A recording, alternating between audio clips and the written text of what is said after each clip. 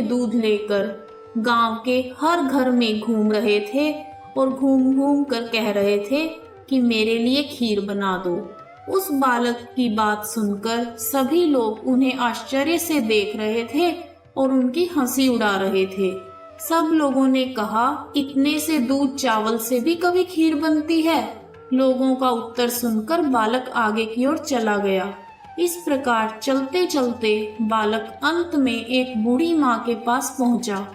उनके सामने बहुत से बच्चे खेल रहे थे और बूढ़ी माँ बैठी बैठी बच्चों के खेल का आनंद ले रही थी। गणेश जी ने कहा, माँ, इन चावल और दूध से मेरे लिए खीर बना दो। बूढ़ी माँ ने कहा, मैं खीर तो बना दूंगी बेटा, पर क्या तुम्हारा पेट इस खीर में भर जाएगा?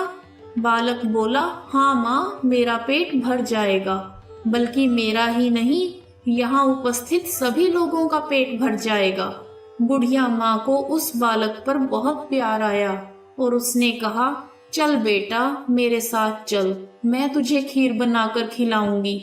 गणेश जी बूढ़ी माँ के साथ अंदर चले गए।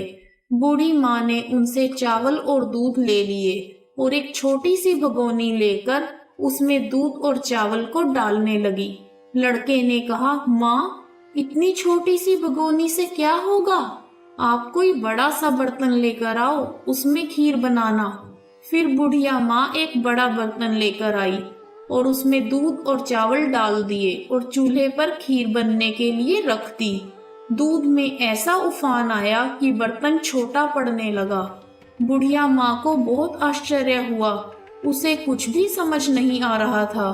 तो बुढ़िया ने घर का सबसे बड़ा पतीला रखा, वो भी पूरा भर गया। खीर बढ़ती ही जा रही थी, उसकी खुशबू भी चारों तरफ फैलती जा रही थी।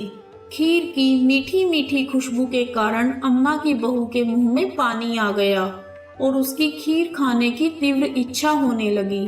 तो बूढ़ी अम्मा की बहू ने एक कटोरी में खीर निकाल ली और दरवाजे के पीछे छिप कर बैठ गई और कहने लगी, ले गणेशा, तू भी खा और मैं भी खाऊं। और चुपके से उसने खीर खा ली। बूढ़ी माँ ने बाहर बैठे हुए गणेश जी को आवाज लगाई, बेटा, तेरी खीर तैयार है, आकर खा ले। गणेश जी बोले, माँ, तेरी बहू ने भोग लगा दिया, मेरा पेट तो तभी भर गया, अब तू खीर गांव वालों को खिला दे। तो इस पर बूढ़ी माँ समझ गई कि ये तो साक्षात गणेश जी हैं। इसलिए बूढ़ी माँ ने गांव वालों को निमंत्रण दिया।